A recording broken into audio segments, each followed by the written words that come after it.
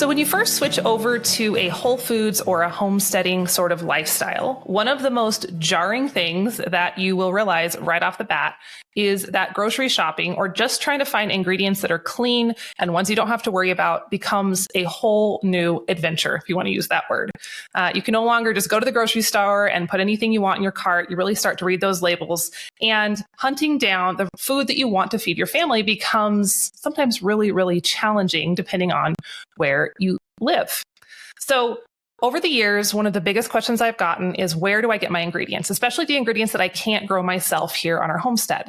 And over again, every time I'm asked that question, I always say one of my most favorite resources is Azure Standard. It's a bulk food buying co-op. They have drops all over the United States. We actually host a drop here at our house. And I know many of you are already very familiar with Azure and probably order your food from them as well. So I am so honored to have the founder of Azure Standard joining me today, David Stelzer. And he has been a pioneer in this movement long before it was trendy, long before it was cool. And he is a wealth of knowledge here. So I'm excited to dive into ingredients, organic farming, what you need to know about glyphosate and GMOs, and finding the best ingredients for your family. It's going to be a good one. So let's kick this off. Welcome, David. I'm so excited to have you. Well, thank you. Thank you for having me. Glad to be here. Yeah, it's an honor to have you on. Like I said, we use Azure so much in our house, and I think most of the pantry items I have are from you. So Awesome. Grateful, Thank you. Yeah, for the work that you do. Mm-hmm. So as I was kind of researching this episode and looking at your story, one of the things that hit me first and foremost is how you really are a pioneer in this movement, and you were doing it before it became trendy, before it became cool. I mean, sometimes it's still not necessarily mainstream, but it's more mainstream than it was. So what was the impetus that caused you to take that leap initially, especially when very few people around you were thinking that way? Well, in all fairness, I am second generation. It was my dad that actually took the leap as far as the farming side goes. So my parents, actually made that leap early, because when I was very young, just a baby, I developed a whole bunch of health issues. The doctors basically said there wasn't really any hope. I might be able to steroid into adolescence, probably would not make it very long. My parents were not willing to listen to that, so they kept looking for other answers, and finally found a naturopath that helped a diet, huge diet change. That diet change did, in fact, heal me. And as a bonus, my granddad, he had terrible heart trouble, couldn't do hardly anything. And he changed his diet as well, and his heart trouble went away. And, many years later, he was killed in a farming accident, working 18 hours a day again. So it worked both ways. And then, because of the diet change, we got into, what's in the food that we shouldn't be eating. A lot of it's processing chemicals, taking all the nutrients out and adding artificial nutrients, things like white flour that's artificially enriched. You take all the good stuff out, put it back in some kind of artificial something. Those are all the kinds of things you take out of your diet. The bottom line is, it's the additives and what's missing. So you got both sides of it. And so then Dad realizes, and this is like 73, way before, organic was even a thing. It may have been, at the very tip out in the hippie world a little bit, but that was about it. Back, I don't know. You're probably too young to even know what that is, but I'm familiar. I'm familiar. Yeah. Back to the land movement. Yep. Yeah. Back in the 60s. Yep. And, he said, well, hey, if this stuff, one day he was, he was up to his armpits in treated wheat. He was growing some wheat, and it's all pink, because they put poison on it and they make it pink so nobody eats it and dies. And he's like, well, why do we even have this, stuff? So he looks up what was actually in it, in the stuff that he was, up to his armpits in the drills, and it was almost pure mercury.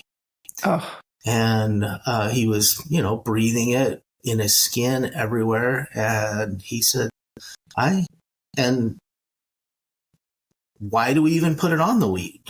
Doesn't seeds come up without it? Yeah. Well, so he goes back to the chemical company. They say, oh, well, it's to prevent smut.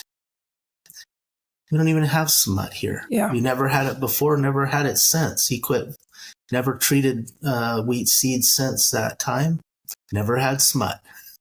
Yeah. It's like, it's to prevent something that didn't even exist. But all the conventional farmers around here still use it to this day. Maybe a little different version. I think it's not quite as pure mercury, but it's still all the same stuff. So he said that was it. And so, yeah. So I came by farming second generation. I started farming as a teenager. And did not, never looked back, never even really thought about, changing that concept.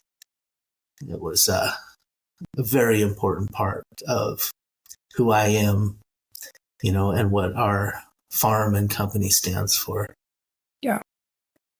I love that. I think that's such a valuable foundation to build a company like yours on, to have that firsthand knowledge of farming practices, and not, and then you're adding on all the other products that you offer. But I think that makes a huge difference. Thanks. So when I was reading, I was seeing somewhere at some point, I'm not sure if it was your dad or you converted your farm into certified organic. Is that right? Well, certification didn't happen till many years later. So Okay. in 73, when Dad switched, there was no such thing. Right.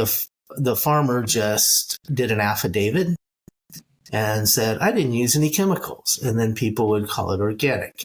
So that went on until probably the mid 80s, late 70s, early 80s. And then there were a few private organizations that began to certify and be third party. In fact, I was actually at the very first Oregon Tilth meeting where they made the proposal that Oregon Tilth start certifying. Before that, it was just a organization where farmers got together just to brainstorm about better ways to farm without using so many chemicals. It was more of almost more environmental than health Sure. At that point.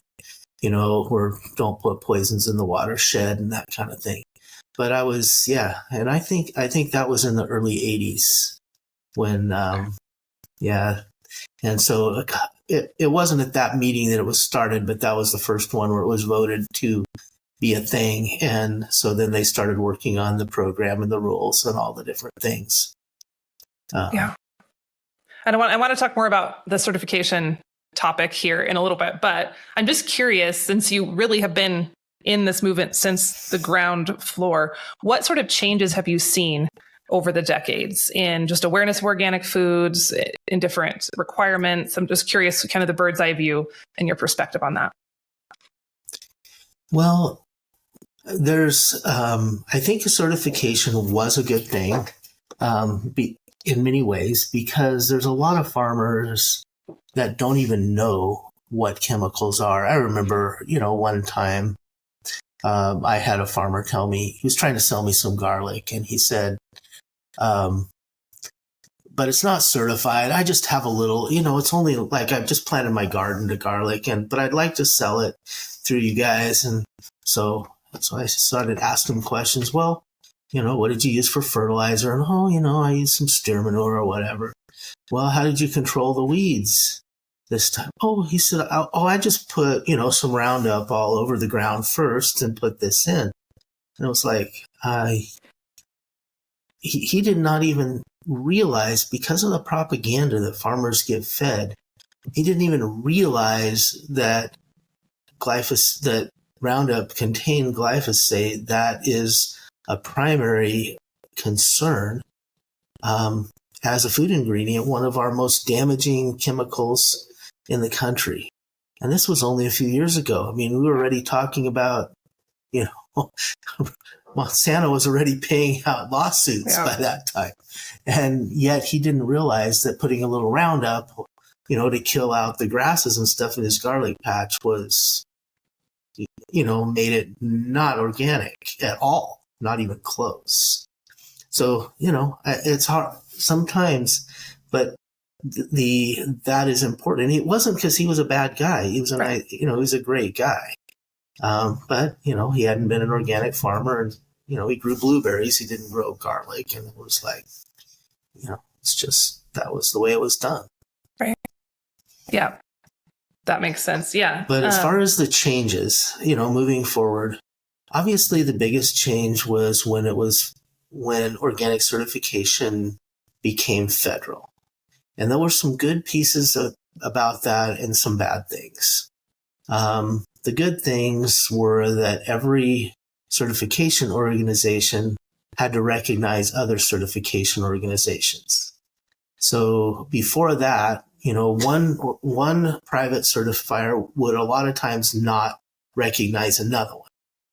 I don't know if you're familiar, like with kosher. It's still that way to this day with kosher. Okay. Kosher is a certification for Jewish food. And, every rabbi organization has its own kosher certifier. And some will recognize another rabbi's certification, and then some won't.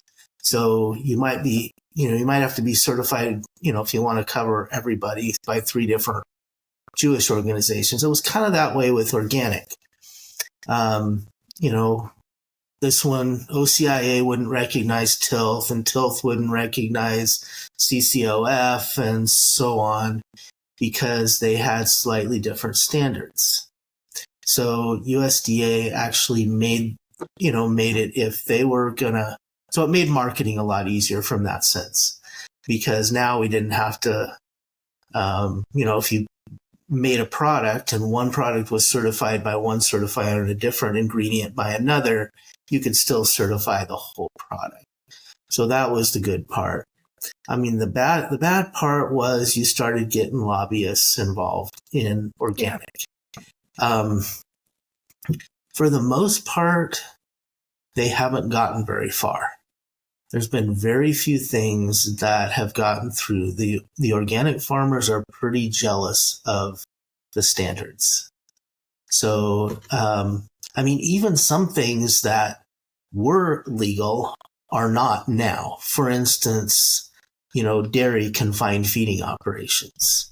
Back in the early days of organic, including before it was USDA certified, almost every certifier allowed dairy to be certified, even if they were basically feedlotting, as long as they were using all organic hay and grain. That is no longer the case. USDA changed the standards. They have to be able to prove that they ate at least 60% of their feed from pasture for at least 120 days out of the year. So they have to be, you can't just have them in a pasture that doesn't have any grass and call them outdoors. Oh, they have access to outdoors. That doesn't work anymore. So there's some things that have actually gotten better. And there's a few things that I think maybe got lobbied, but nothing super important. It's the most important things have really not changed under the federal interesting. Okay. standards. That's promising. That feels like usually don't get to say that, right, with federal stuff. So interesting. Okay. Yeah. In terms of, I know from a consumer point of view with organic certification, I know in my circles, just, families trying to buy ingredients, sometimes there's this debate or discussion or concern if, they have local growers or they have resources, but they're not able to, they're not able to afford the certified organic. I know consumers are like, should I go with them or should I pay more for a certified organic? Maybe that other options at a grocery store versus a local. How would you recommend folks when they're trying to get the food in their pantries for their family? How do they navigate that world of knowing what choices to make? Well, I think organic certification is a great tool. I would always say local, if you can get it locally, that's a wonderful thing. If you know who it is, it could be like the garlic grower. He doesn't really know. Yeah. You have to ask those questions. Hey, I'm going to get a local beef. What do you use if it gets sick? I'm just ask the basic questions. Oh, did you give it any penicillin? What kind of vaccines did it have? There's a few basic questions that you want to ask. Has it ever, do you ever use glyphosate in the pasture while the animal is still grazing in there? That's actually legal to do. Farmers do it all the time. But you don't want to eat, even if it's local beef, that was subjected to those kinds of things. Now, if you know the farmer, awesome, buy local beef. Or, I said beef because you're in Wyoming. I guess that's probably one of the things it is that's beef a thing land there. here. Yes, it is. Yep. But it doesn't matter. Fill in the blank with whatever it is. You have to be able to either know the person and know how they think, or ask those questions if you're buying local. And I couldn't recommend buying local enough. If you know that farmer or doing it yourself.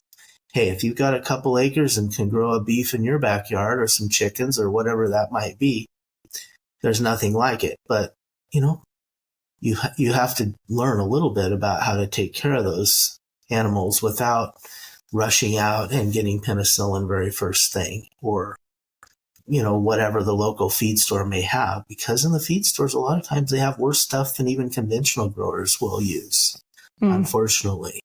I'll say, it's just tetramycin or something. It's like, well,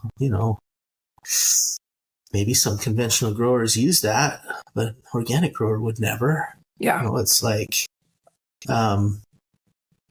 anyway, so learn enough to know,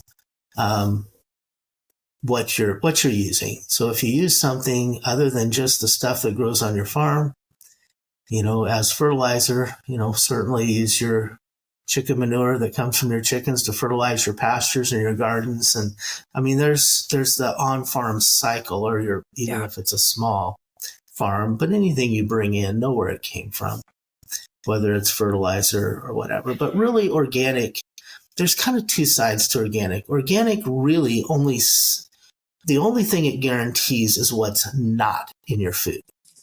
So there's two sides to healthy food. One is what's not in your food. You don't want any of the artificial chemicals, garbage. You don't want your plant to have been grown with artificial synthetic nitrogen that makes it completely devoid of nutrition. But organic in and of itself doesn't really prove what's in your food. You can't say, oh, well, that is really nutrient-dense food. Now, the chances of that are way higher, because an organic farmer can't survive with just an elimination diet indefinitely, but he can survive for a little while. Yeah. So and be certified organic. He didn't use any of the really bad stuff, but it doesn't mean he used the good stuff either. He didn't, does he really have food that's grown in very bacterial-rich soils that give the food the optimum nutrition? So that's why if you can grow yourself, or you can get local food, and you do know that it was grown in nutrient-dense soil, you're one step ahead. And, here at Azure, we do everything we can to find farmers that raise nutrient-dense food, or at least a couple steps in that direction, even if they're organic. In fact, the whole regenerative movement is becoming a kind of a big thing. The label hasn't really taken off yet, but I'm going to be actually speaking at the regenerative conference this year. We're going over, how to market regenerative better and bring that more to the consumer. But right now there's been a little bit of, because a lot of the regenerative guys won't certify organic. And regenerative, okay, it's bacteria-rich soil, but did you still use glyphosate or something else? You can't really guarantee that by the label unless they have both labels. So at some point, we really need a combination, regenerative, organic. But, I think it will come at some point. Even if we don't use the term regenerative, I mean, that term is a little bit long and not catchy, but yeah. But the concept is the same. We want soils that have been geared so that they're very healthy places for microbes to colonize that break down the nutrients that the plants use. That's how food for plants is supposed to be created. Absolutely. I love how you break down, and we need to look at what's not being added to the food in terms of chemicals, but also what's in it in terms of nutrients. And I feel like a lot of times that gets muddy with consumers. And I do see, like you stated, that misconception that just because it does have an organic certification, like you buy the organic carrots at the grocery store, that they're automatically more nutrient dense. And like you said, there's a higher chance they will be, but not necessarily. And so I think just understanding that is really crucial as we're trying to get the good food in our homes and, do it in a cost-effective way. I think that's wise. And as far as the cost, and that's one of Azure's missions, is to try to make organic, healthy food as affordable as possible for families. Because I realize, hey, if you have a lot of mouths to feed in your house, the families with, more than the traditional 1.2 kids, it is sometimes hard to have, be able to afford healthy food. And that's where Azure's bulk comes in. But I really tell, from my perspective, you can't afford not to. Yeah. I will tell you for sure that medical bills will add up so much faster than food, it will make your head spin. Yeah. It's not even in the same level. Plus, you have to go through all the pain and suffering of illness. Why not eat healthy food and not have to go through that? Yeah. Absolutely. You can't afford not to.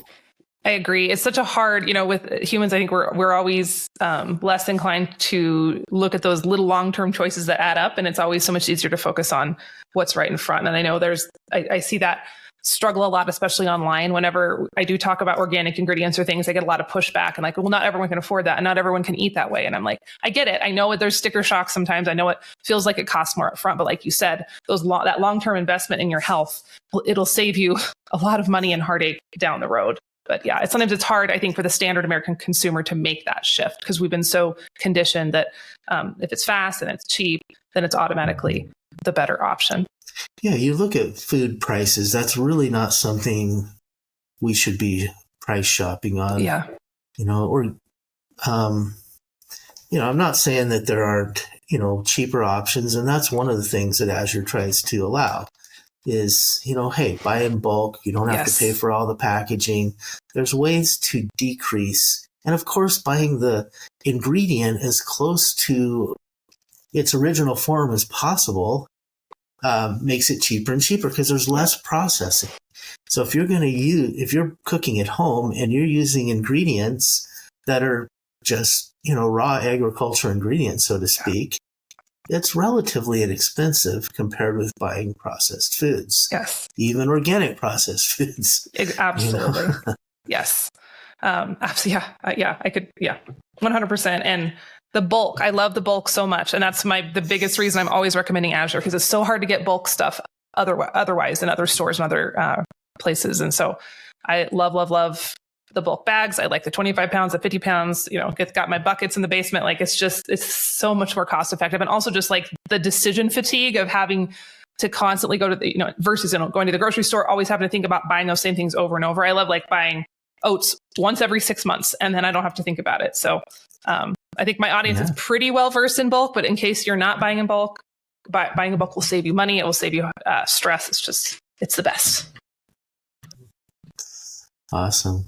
So I know there's so many realms here in terms of ingredients to avoid and looking for nutrient dense food and organic versus regenerative. So I know that can feel really overwhelming to folks, especially when they're just starting to think this way. So if you were giving advice to someone who's, just starting to shift away from the standard American diet, they want to buy their groceries differently, they want to start getting into more whole foods, what should they think about? And primarily, what should they look at avoiding first when they're reading labels and they're looking at the grocery store? Well, number one, the very first thing to avoid is anything that did not come from a farm. All the petrochemicals, that's very, very first. And that's basic. And that includes artificial and synthetic vitamins.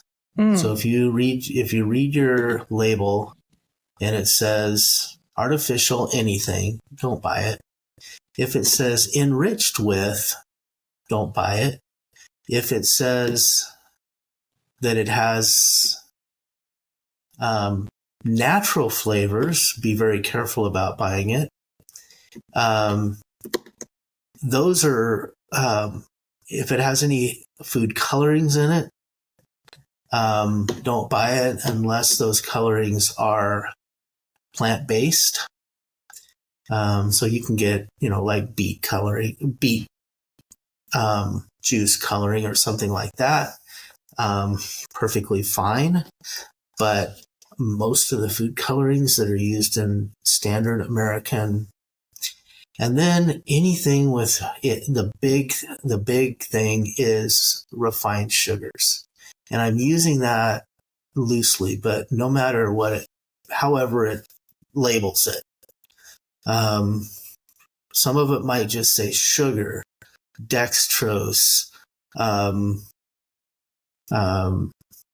fructose corn syrup, or high fructose corn syrup solids, or corn syrup solids, or there's a bunch of that kind of stuff.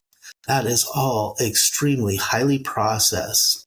I am not someone who says, all sugar is bad, don't eat an orange. That's not my advocacy.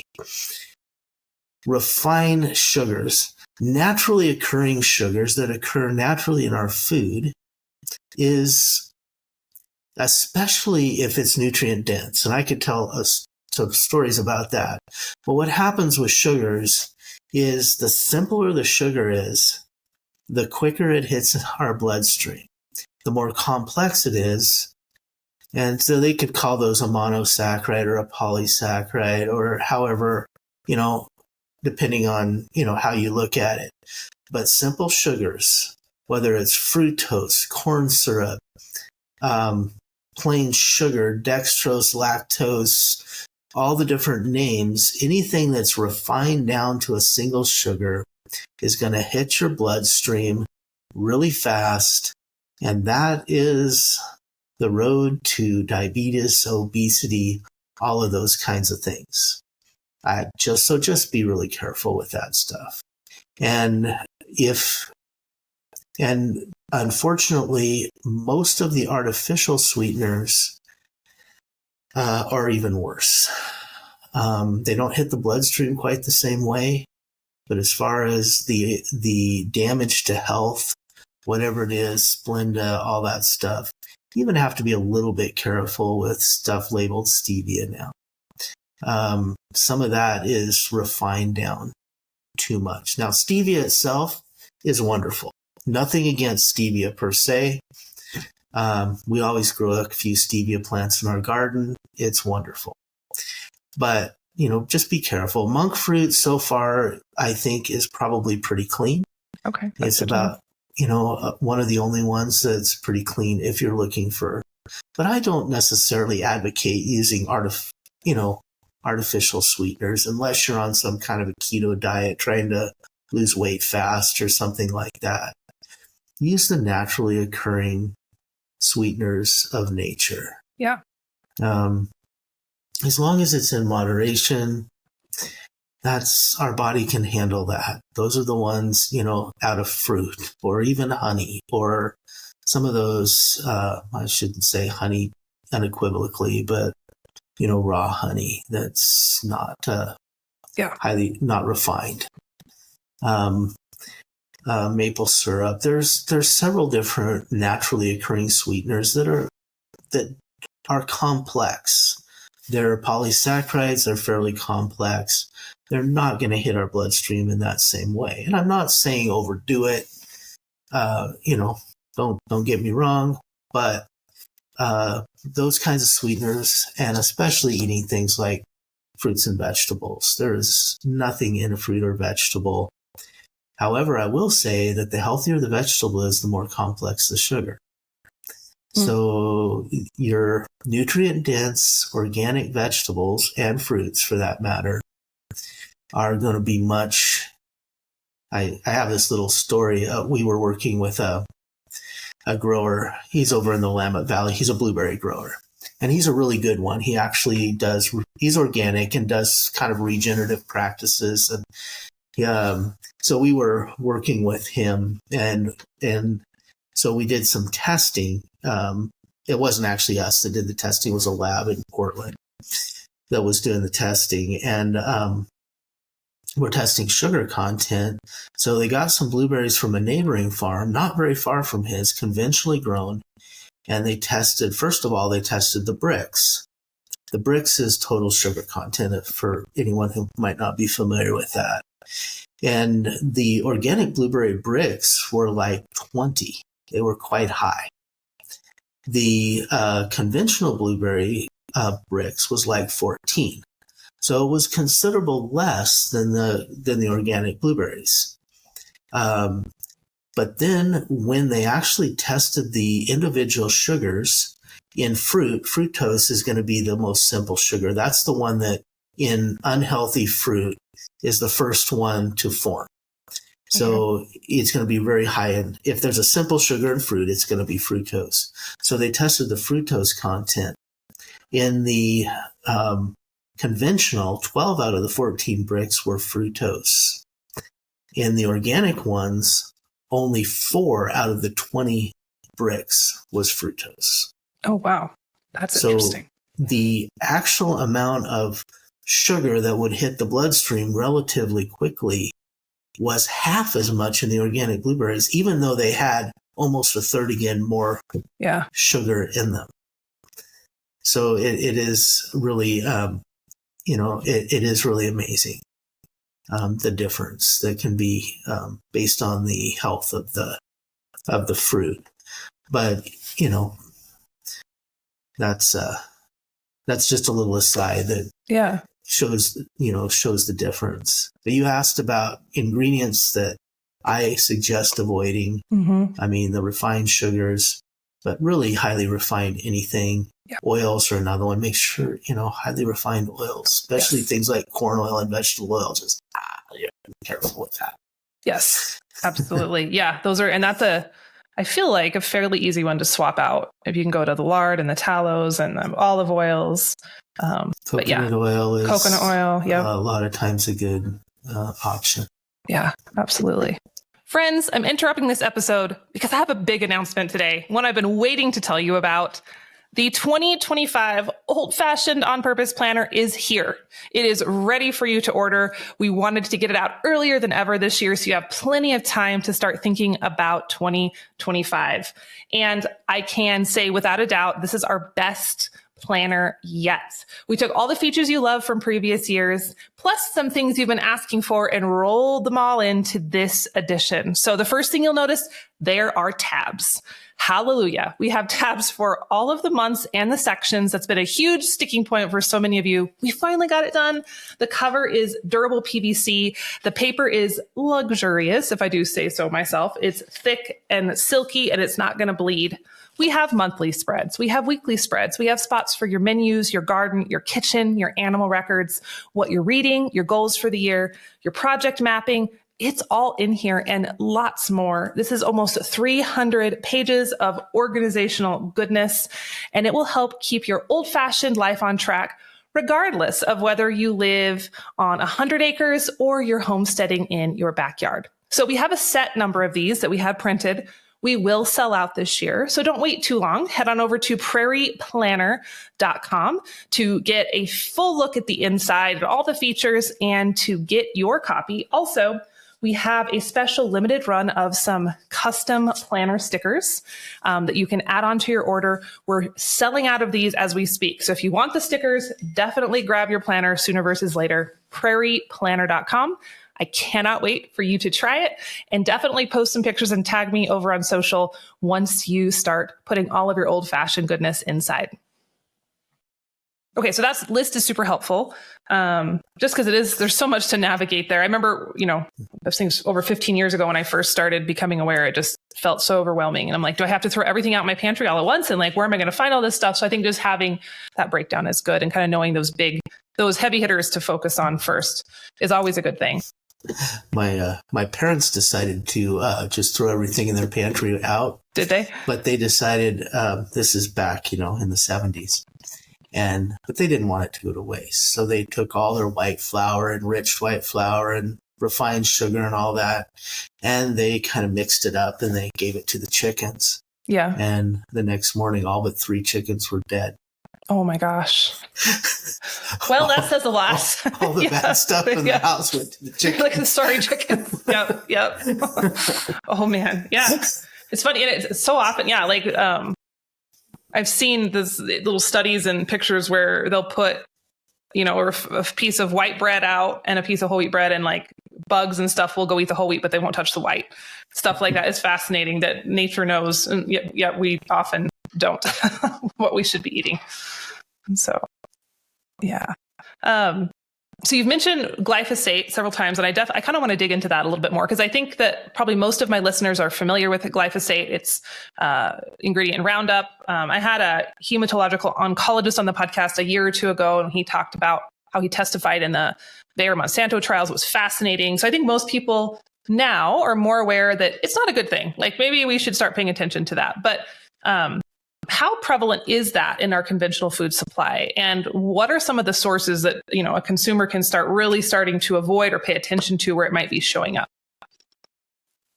Well, there is a possibility that it's in almost anything that's not certified organic, unfortunately. Okay. Even small trace amounts have been found in some organic if people aren't careful where it comes from, because it ends up in groundwater and things like that. Even though the organic farmer didn't put it on, it ended up in their water source or something like that. So we do have to be really careful about that. It really has polluted the continent, really. It's extremely prevalent. The entire Midwest is, they grow a lot of corn and soybeans and some wheat. Almost all of that ground, the vast majority, I should say, is actually growing what's called Roundup Ready crops. Yes. They're genetically modified to resist Roundup or various forms of glyphosate. And so they spray it right on the growing crop. It kills the weeds, doesn't kill the crop. Up in the northern tier, mostly in like North Dakota, northern Minnesota, and into Canada, they use it a lot as a desiccant. Yeah. Now, that is not so much down here. And I imagine in your neck of the woods, it's probably not used as a desiccant either. You're far enough south, I would guess. Yeah. They can straight combine. But back in the old days, and the organic farmers still to this day, the crops don't cry because it's moist up there and it doesn't have a real long season. A lot of times the grains don't get ripe all the way or consistently ripe. So traditionally, they went in and swathed them. They cut the grains off, put them in windrows, let them dry for a few days, and then they would go in and combine them with a pickup reel. And so then they realized, hey, if we just go in with Roundup or some other form of glyphosate and we spray that on aerial right before harvest, then we can go in and cut with a straight combine. In other words, the combine cuts it and thrashes it at the same time, and they only have to make one pass over the field. And so it cuts their harvesting costs roughly in half. But the problem is it's putting it on only maybe 10 days before the grain is harvested. Yeah. It's being sprayed right onto the grain. And that's one of the really dangerous things.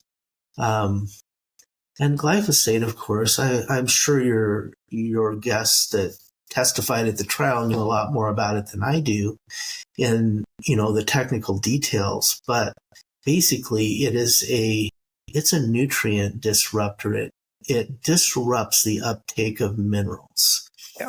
It does that in plants. Most of the plants actually don't die from glyphosate. They die from disease because it destroys the immune system of the plant.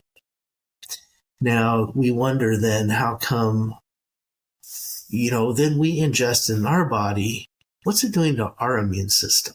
Yep. What's it doing to our uptake of minerals? And I'm just, I just asked that question loosely. I'm sure there's those that can testify exactly what it does precisely. But what I see is that the rise of glyphosate use and the rise of autoimmune disorders and autism came almost at the identical ratio. I don't know if you've ever seen one of those charts, but glyphosate use and autoimmune disease delayed by about 2 years and went up at exactly the same ratio as glyphosate use in the US. Interesting. And so then we kind of, we wonder how come we have basically a population that's absolutely plagued by all kinds of autoimmune disorders. Our kids, when I was a kid, and I don't feel that terribly old, but I'd never heard of autism before. No. Never even existed. I guess if I actually researched it, it was about 1 in 500 or somewhere in that range. Yep. in the 70s. And today it's 1 in 34. Yes. Just what I just read the other day, the autism rate, 1 in 34 kids is going to be afflicted. And these are children. Yep. This is not the elderly, guys. And, that is devastating. That is a devastating statistic. And, and there may be other causes. There's chemicals of other sorts that probably play into that. But I'm a pretty strong believer that that glyphosate and agricultural chemicals, as well as food chemicals that have been continuing to be added into our food system, is completely exactly what's causing the youth of our country to lose their health. Mm-hmm. Children should not be sick. Yep. They really should not. Children should be healthy. I mean, maybe people start getting sick when they're in their 80s or 90s. Yeah, that's one thing. It's quite something different when we see young people, children, mothers afflicted by, cancers, autoimmune disorders, all these things. This is so diet related. There may be other factors. I mean, some people say, some of the vaccines and stuff play into that chemical hodgepodge that our bodies are being, subjected to. But, hey, food is the number one thing that we take into our mouth is food and water. If that can be clean, that's half the battle at least. Absolutely. And it's something we're doing 3 times a day at least. So, when with so many different chemicals, like you said, the hodgepodge, I don't know how it couldn't be affecting our kids and ourselves at some point when we have, they're everywhere. The chemicals are in everything. So yeah, there's got to be some correlation. And that's the thing, but it doesn't have to.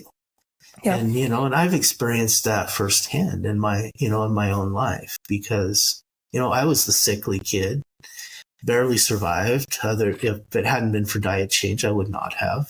Yes. My wife was certainly, kind of a sickly kid as well, doctored all the way up. But yet by changing our diet, when we did that young, before we even started having children, made a conscious effort, and probably very few people, maybe quite as much as us. We were pretty purists. Mm-hmm. But we raised 11 children without ever one having to see a doctor. Yep. That's, that very much changed for the better. Yes. Yeah. And I think the next generation, and they can do the same thing, only better. Absolutely. We have so much more education too. Just even, I started speaking to this online 15 years ago, and it's been amazing just to see the awareness grow. I don't love the internet all the time. And I don't love social media all the time, but really thanks to those two tools, people are becoming more aware. I see more people talking about seed oils. Like when I used to talk about seed oils a decade ago, people were like, I don't know what you're talking about. What do you mean? No margarine. And so, but now, I see that all over, and I see the talk about the sugars and the artificial stuff. So I think that awareness is growing, and I'm hopeful that will equate to some meaningful change in families and just reversing this trend. It is. And those that choose to do it, it's working for right now. Yes. It's just a matter, I think nationally, the statistics are still horrible. Yes. Because, hey, I was in Europe, not last summer, but the summer before. We spent about a month over in Europe. And I never saw one field sprayed with glyphosate in Europe. Mm-hmm. I did not see a roadside sprayed with it. Here in the U.S., every road bank is sprayed with glyphosate. Yeah. In Europe, they mow all the road banks and spray them with glyphosate. Yeah. Is it illegal over there? Or is it just not used as much? I can't remember if it was actually. It's highly regulated. Highly regulated. Okay. Yeah. So, I don't know in every country. I think every country is slightly different. I think Italy allows a certain amount of use, but like Switzerland, it's a zero tolerance. Yeah. It just depends on what country. But even in Italy, I never saw a road bank sprayed with glyphosate. I never saw a field sprayed with glyphosate. Here, and on the way to Europe, we flew over the whole Midwest. It was kind of early, mid-spring, and the whole thing was yellow. Yes. It was one yellow, because they had sprayed it all out with glyphosate, and they were just planting their corn and soybeans in with their no-till, mostly no-till nowadays. Yeah. And the whole we flew for 2 hours and saw nothing but yellow fields with a few little green squares here and there, as you're flying over the country. And then, and we see that the autoimmune disorder rate and stuff in Europe is half of what it is in the U.S. Yeah. And things like autism are less than half of what they are in the U.S. And people tend to live about 8 years longer. And that's just the one thing. They don't really, it's not all about organics and everything there either, but just super simple things makes that big of a difference. Absolutely. And it's almost cliche now to hear people say, I went to Europe to travel and visit, and I felt so much better, and I ate all the bread I wanted, and I lost weight, and I did. It felt so different. It's like I hear so many people say that, but yeah, they're just those little things add up in a big way. Yeah, and that's one thing. People probably don't notice if they're not farmers, but nobody was spraying that stuff out there. Mm-hmm. Yeah, it wasn't. It wasn't there. I even saw guys out, with weed eaters along the edge of the road. Yeah. In Switzerland, they're willing to go that far to not use sprays along, along bridge areas and stuff where they can't mow. Yeah, I love that. So we're rolling up on kind of time, and I want to be respectful of your schedule, but I was wondering before we go, if we could just talk about GMOs a little bit, because I feel like glyphosate's a big sticking point for a lot of my audience, and also GMOs is a big topic of conversation. I'd love to hear your thoughts on why we might want to be avoiding the GMOs, how we can start to do that. I think it's probably the answer to that's going to be similar to what we've already talked about in terms of looking at labels and certifications. But what are your thoughts on that world? Well, in many ways, the glyphosate and the GMO goes together, because the vast majority of genetic modification is to be resistant to herbicides. So in order to get a Roundup Ready corn, for instance, now there's a few others like BT corn and some other genetically modified versions, which is actually making a pesticide grow in your corn. Now that just sounds great, doesn't it? Yeah. Yep. But they actually insert a fish gene, and a gene doesn't, obviously a fish gene doesn't go into a corn, naturally, because it's not the same plant. So they have to use a virus to make the corn not realize that it's got the wrong gene in it. And I'm really simplifying it. It's a little more complicated than that. But basically, you're making your plant super sick with a virus so it doesn't recognize that a gene was inserted that shouldn't be there, so that it will survive when you spray glyphosate on it and on the weeds. That's the most common genetically modified plant by a huge margin. Corn, soy, canola, and then there's a few others like potatoes and such that have, and papaya. Papaya is for a different reason. But, couple things. One is, if you're genetically modifying a bacteria, there's a bacteria in there. You're eating a sick plant to begin with. In the second place, the gene that's in there, there's a lot of unknowns about what that does. We do know that genetically modified plant food is harmful in many situations. People who eat that, but we don't really know for sure if it's the glyphosate or if it's the GMOs, because they go together so closely. It's really hard to tell.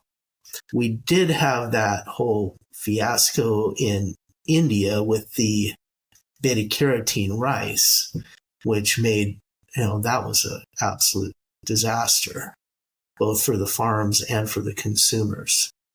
And it got released way too soon. And so I think in many ways, they played Russian roulette with our health. And of course, a lot of that genetically modified stuff ends up going into animal feed, which then we eat secondhand at an even higher concentration. So it kind of, that is one thing, that I would be, even though it's not directly genetically modified, make sure if you're going to eat chicken and pork particularly, and beef secondarily, that you know where it comes from. And don't eat that stuff out of the supermarket. Yeah. That's, that's just, chicken, probably a very healthy thing to do, but man, know where you're getting it from. Yeah, absolutely. Or grow it yourself.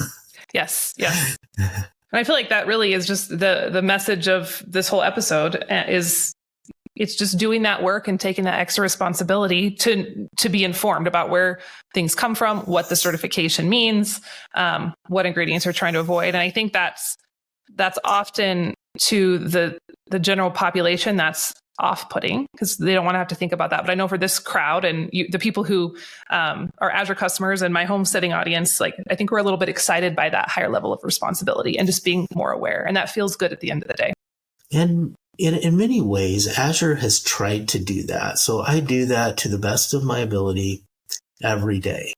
There are, hundreds, thousands technically of ingredients that Azure does not allow in any food that we carry.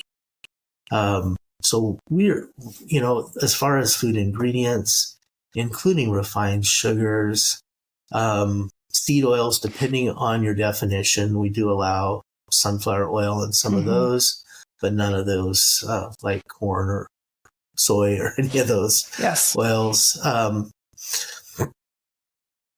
We, none of the artificial ingredients, even our natural flavors, every single one of those is vetted. So I spend a pretty good chunk of my week actually going through every new product. I personally go through that, every single one, before we add a new product to Azure. Occasionally we'll get somebody sneak something in after the fact. So, I just had that happen not too long ago. A customer pointed it out. We had one of our suppliers put some dextrose in something. So anyway, as soon as we find out, it gets fixed, but it's a constant battle.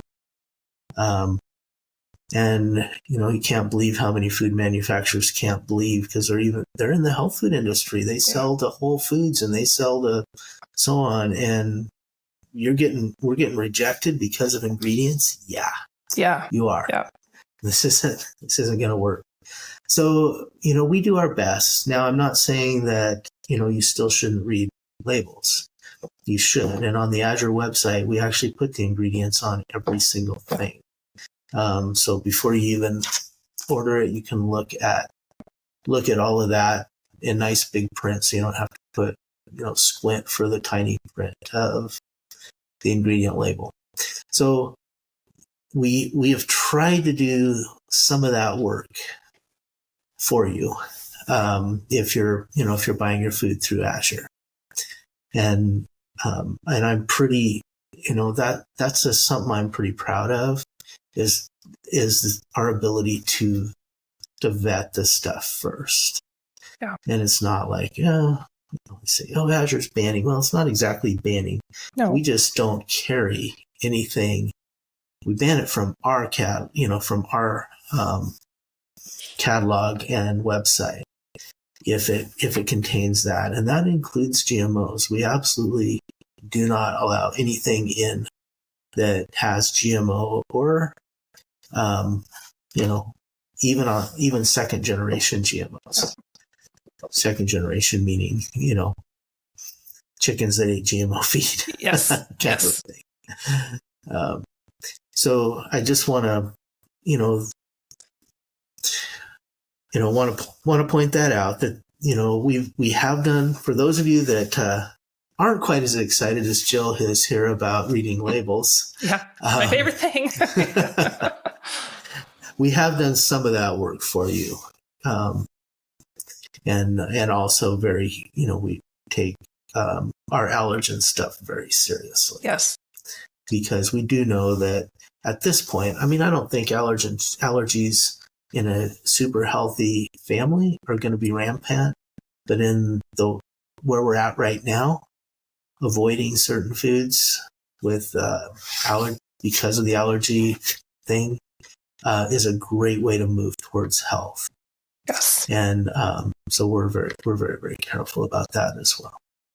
Well, thank you for your commitment to that, because it's such an incredible resource. And if I didn't have Azure, man, my life would be a lot harder just trying to get the food that we need. It just seriously streamlines things. So I appreciate that. Thank you for sticking with it all these years and giving such a valuable resource to all of us.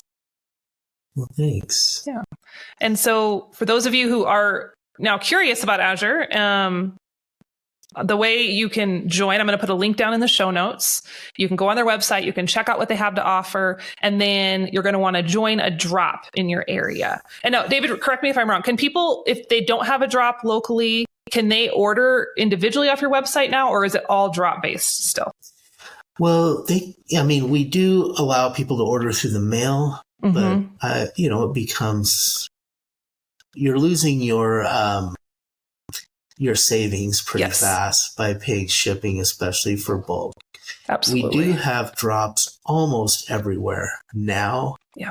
We have drops in all 50 states. There are, about 4,500 around the country. So the chances of a drop being within a reasonable driving distance of almost everybody is pretty high. Yes.